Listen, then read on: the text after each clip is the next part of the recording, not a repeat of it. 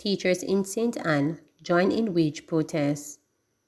Hundreds of students from schools across St. Anne were sent home early on Tuesday as teachers protested for an improved salary offer from the government. Visits to OHS Primary and OHS High Schools by reporters confirmed that students were being sent home. At OHS Primary, a few students were lingering on the compound as they waited for vehicles to pick them up. The school has refused to let them out without a parent or guardian being there to receive them. At OHS High School, students on the morning shift were seen leaving the premises before the regular dismissal time. The protest has also affected the Town Primary and Beecherstown all-age schools. Jamaica Teachers Association JTA delegates are to meet tomorrow to further discuss the issues affecting the teachers. Manchester teachers stage wage protests.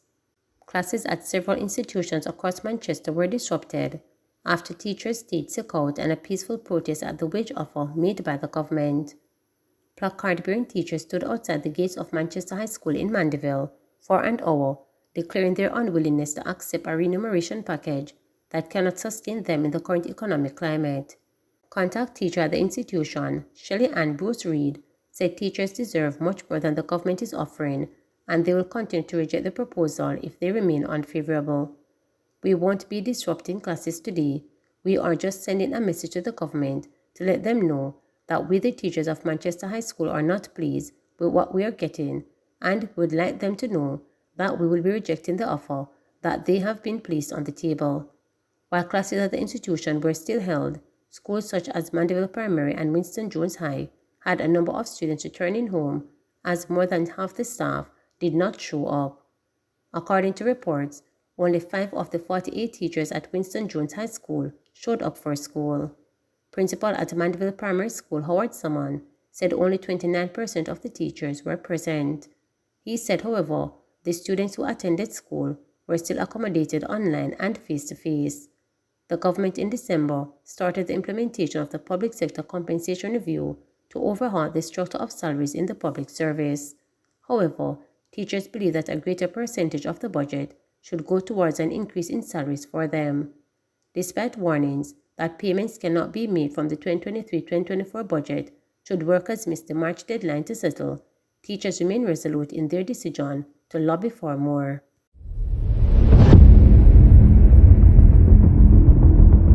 Ackee pickers attack shot in St. Catherine. 2 of 3 men who attempted to pick ackees from an open lot in Tarzan District in Caymanas Bay, St. Catherine on Monday were attacked, shot and chopped. The men, who have since been admitted to hospital, were attacked after they disobeyed a request to not pick the fruits. It was reported that around 10:35 a.m., the 3 men went to pick ackees on the heavily vegetated open lot. While there, they were approached by a man who told them they could not take any of the fruits. Police said an argument developed between both parties, during which the man went away and later returned with 5 other men in a motor car and pickup truck.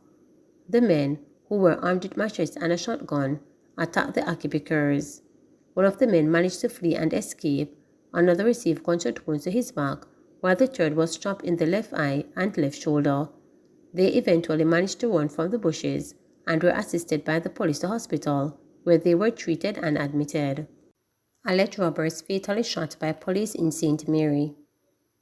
2 men were shot and killed by the police during a shootout in St. Mary early Tuesday morning. It is reported that a police team was on patrol around 3 a.m. in Onoto when 4 men were seen loading goods from a business establishment in a white Toyota Probox motor car. Upon the approach of the lawmen, the men reported the open gunfire, which was returned by the police. When the shooting subsided, 2 of the men were found suffering from gunshot wounds, while the other 2 escaped on foot. The police seized a handgun and the car. The injured men were pronounced dead at hospital. A search is on to locate the other men. Police report increase in migrant criminals in Manchester.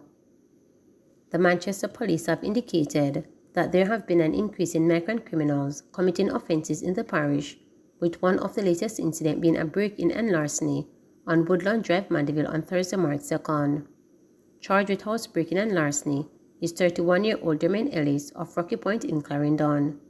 Reports were that about 8 p.m., a woman went to her premises and discovered that it was broken into. Checks were made and 4 tires and rims were missing from her vehicle. She reportedly alerted the police. Whilst awaiting the police team, a Toyota Axio motor car entered the premises. The occupant of that vehicle fled upon seeing the lawmen. One of the men, Ellison, was accosted. One 100-pound gas cylinder was also found in the backseat of the motor car. The vehicle was subsequently seized. Meanwhile, the detectives are appealing to anyone with information that can assist the police in this investigation to apprehend Ellis, conspirators, or asked to contact the Mandeville Police at 876-962-2832, Police 119 emergency number of the nearest police station. Man charged for attempting robbery in Kingston. A man was charged for assault at common law following an incident on Trigger Road in Kingston on Monday, January 30.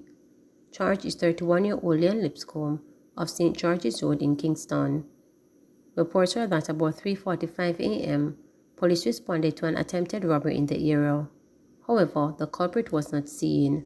Shortly after, the police were again alerted, and the accused was seen hiding in bushes to the rear of the premises. The accused then pulled a knife and advanced in the direction of the police when he was shot. Lipscomb was assisted to hospital where he was admitted for treatment. He was charged on Monday, March 6.